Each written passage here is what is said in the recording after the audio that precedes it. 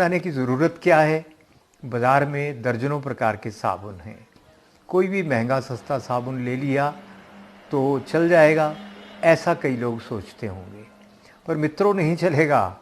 आपके पास चाहे साबुन हो 20-25 रुपए का, चाहे हो 50-60-100 रुपए का, 200 रुपए का साबुन भी हो, सबके अंदर वो जहर पड़े हुए हैं जो आपके स्वास्थ्य के लिए बहुत घातक हैं। आप कहेंगे वो कौन से जहर हैं? तो जिस साबुन में झाग है, झाग के लिए जो विश्व भर में प्रयोग किया जा रहा केमिकल है, उसका नाम है SLS, सोडियम लॉरेल सल्फेट।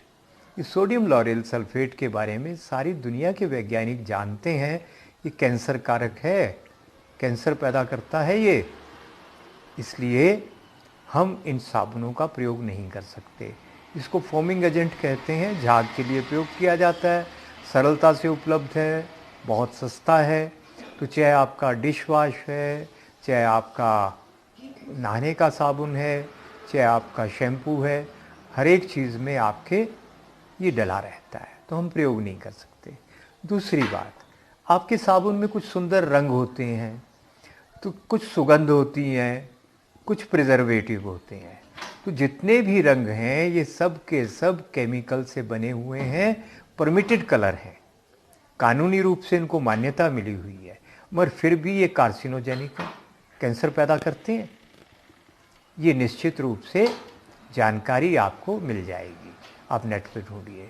फिर आपकी जो सुगंध डाली है, ये सारी की सारी सुगंध भी तो आपको याद होगा, एक कंपनी ने एक टेल्कम पाउडर के ऊपर लाखों डॉलर का जुर्माना देना पड़ा था, क्योंकि उसके टेल्कम पाउडर से एक महिला को उसके अंगों में कैंसर हो गया था, भीतरी अंगों में, और उसको जुर्माना भरना पड़ा।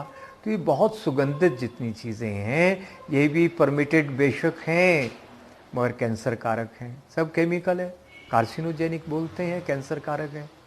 और प्रिजर्वेटिव जो डले हैं साबुन को सड़ने से बचाने के लिए, वो तो आपको पता ही है, वो तो खेत में डालने वाले जहर हैं। उनको पैराबीन्स कह देने से वो जहर कोई अमृत तो बन नहीं जाएंगे। तो कुल मिलाकर आप जो साबुन अपने शरीर पर लगाते हैं, वो साबुन आपको धीरे धीरे मार रहा है। मेरे एक मित्र बन गए, कोई IAS ऑफिसर है, कहीं रेजिडेंट कमिश्नर है किसी सरकार में। वो मेरा विषय जब चल रहा था उनके कार्यालय में, तो उन्होंने बीच में कहा कि मैं एक बात बताता हूँ। तो उन्होंने बताया कि आज मुझे समझ आया है कि मेरी पत्नी ये क्यों कहती है नहाने के बाद, मैं तो थक गई जी, थोड़ा आराम कर लेती हूँ। वो कहते मुझे समझ नहीं आता था ये स्नान करने से थक कैसे जाती है। आज कहते मुझे समझ आया है कि ये क्यों बोलती है कि मैं थक गई। उस साबुन के कारण उसके शरीर की सारी ऊर्जा नष्ट हो जाती है, विष उसके शरीर में चले जाते हैं। और IAS ऑफिसर हैं तो उनके पत्नी का साबुन कोई सस्ता तो होगा नहीं। तो आप महंगे साबुन खरीदकर सुंदर नहीं कुरूप बन रहे हैं, बीमार बन रहे हैं। इसके अलावा एक और समस्या है। वो समस्या क्या है कि लगभग मान लीजिए हमारे देश में 26 करोड़ परिवार हैं।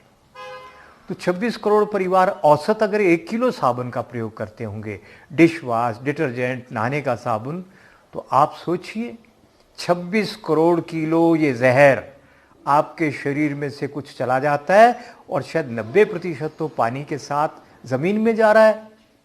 और कुल मिलाकर वो 26 करोड़ किलो प्रति मास अनुमान है।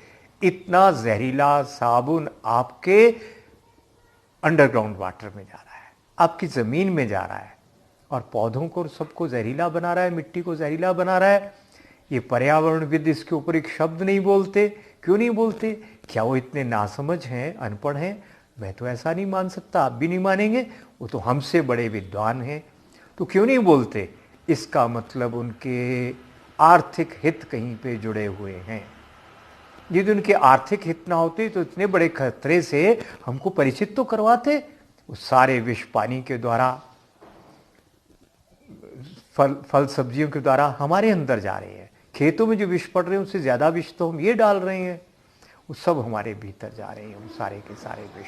और उसके कारण भी तो बीमारियाँ भयंकर हो रही होंगी, पानी कितना खराब हो रहा है। इसलिए यदि हमको स्वस्थ रहना है तो साबुन बनाना सीखना ही पड़ेगा। ये साबुन आपके शरीर में जैसे ही छूता है, रक्त प्रवाह में जाकर आपके पूरे इम्यून सिस्टम को डैमेज करना शुरू कर देता है, नष्ट करना शुरू कर देता है। इसलिए